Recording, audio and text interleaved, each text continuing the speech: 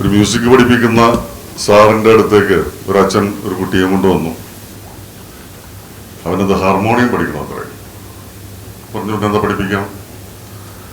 എന്താണ് അങ്ങനെ പഠിക്കാൻ ഒരു കാരണം എന്താണ്?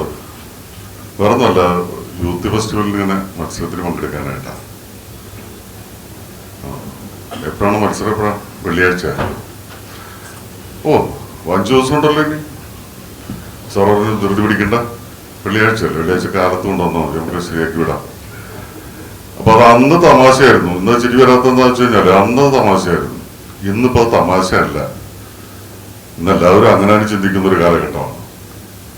ക്യാപ്സ്യൂൾ രൂപത്തിൽ അല്ലെങ്കിൽ ചില ക്രാഷ് കോഴ്സുകൾ ഒരാഴ്ച കൊണ്ട് അല്ലെങ്കിൽ 2 ദിവസം കൊണ്ട് 1 മാസം കൊണ്ട് എന്ന് പറഞ്ഞിട്ടാണ് എല്ലാ കാര്യങ്ങളിലും ആളുകൾ മുമ്പോട്ട് പോകുന്നത്. അതിൽ ഒന്നില്ലെങ്കിൽ ഫെയിം, പ്രശസ്തിയോ അല്ലെങ്കിൽ പണമോ ഒക്കെ കണ്ടിട്ടാണ് എന്ത് പഠിക്കുന്നതും അതുകൊണ്ടിട്ട് എങ്ങനെ പ്രശസ്തി ഉണ്ടാക്കാം അല്ലെങ്കിൽ എങ്ങനെ പണം ഉണ്ടാക്കാം.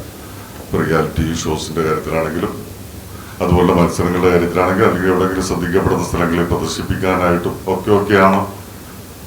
മ്യൂസിക് ആണെങ്കിലും അതുപോലെ ഏത് കലകളും പഠിക്കാനായിട്ട് നല്ലൊരു ശതമാനം ആളുകൾ തയ്യാറാകുന്ന ഈ സമയത്ത് ഇങ്ങനെ ഒരു സംരംഭം ഉറപ്പായിട്ടും ഇവരും ഇതൊരു വലിയ സാമ്പത്തിക നേട്ടം പ്രതീക്ഷിച്ചുകൊണ്ടിട്ടുള്ളതാണ് എന്ന് എനിക്ക് തോന്നുന്നില്ല. കാരണം ഇങ്ങനെയുള്ള കൂടുതൽ അറിവ് നേടാനുള്ള അവസരം ഉണ്ടാക്കുന്ന ഒരു കാര്യം, അതിലേക്ക് എത്ര കണ്ട് ആളുകൾ വരും എന്നുള്ള കാര്യം സംശയമാണ്. കാരണം എല്ലാവരും ഈ പറഞ്ഞ ചെറിയ സമയത്തേക്കുള്ള ചിന്തയിൽ നിൽക്കുന്നവരാണ്. എങ്കിൽ പോലും ആഗ്രഹിക്കുന്ന ഒരു ന്യൂനപക്ഷമെങ്കിലും ഉണ്ട്, അവർക്ക് അവസരങ്ങൾ ഉണ്ടാകണം എന്ന് കരുതിക്കൊണ്ടിട്ട് മ്യൂസിക്കിലെ ടെക്നോളജിയെ കുറിച്ച് പഠിപ്പിക്കുന്ന, അതും അതിന്റെ പ്രാഥമികമായ അല്ലെങ്കിൽ അതിന്റെ ബേസിക് ആയിട്ടുള്ള കാര്യങ്ങൾ അറിഞ്ഞിട്ടുള്ളവർക്ക് വേണ്ടിയിട്ടുള്ളതാണ് ഈ കോഴ്സുകൾ.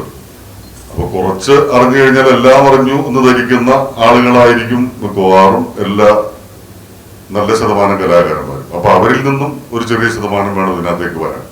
എങ്കിലും അങ്ങനെ ഒരു ചെറിയ ശതമാനം ഉണ്ടെങ്കിൽ അവർക്ക് പഠിക്കാൻ അവസരം ഉണ്ടാകണം, അവർക്ക് പകർന്നു കൊടുക്കാൻ അറിവുള്ള ആളുകളുണ്ട്.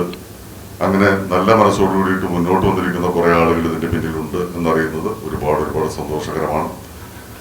അവർ സാമ്പത്തികമായിട്ട് എന്ത് നേടുന്നു എന്നുള്ളതിനേക്കാൾ ഉപരിയായിട്ട് അറിവ് പകർന്നു കൊടുക്കുമ്പോൾ അത് വർദ്ധിക്കും, വിദ്യ പകർന്നു കൊടുക്കുമ്പോൾ വർദ്ധിക്കും എന്ന് പറയുന്ന പോലെ ഇവർക്ക് അറിവ് നേടാൻ അല്ലെങ്കിൽ ഇവർക്ക് അങ്ങനെ ഒരു സമ്പാദ്യം ഉണ്ടാക്കാൻ ഇവർക്ക് കഴിയും എന്ന് പറയുന്ന ആ വലിയ പുണ്യകർമ്മത്തിലേക്കാണ് ഇവരിറങ്ങി പുറപ്പെടുന്നത്. ഈ സംരംഭത്തിന് എൻ്റെ ഹൃദയം നിറഞ്ഞ മനസ്സ് നിറഞ്ഞ എല്ലാ പ്രാർത്ഥനകളും ആശംസകളും.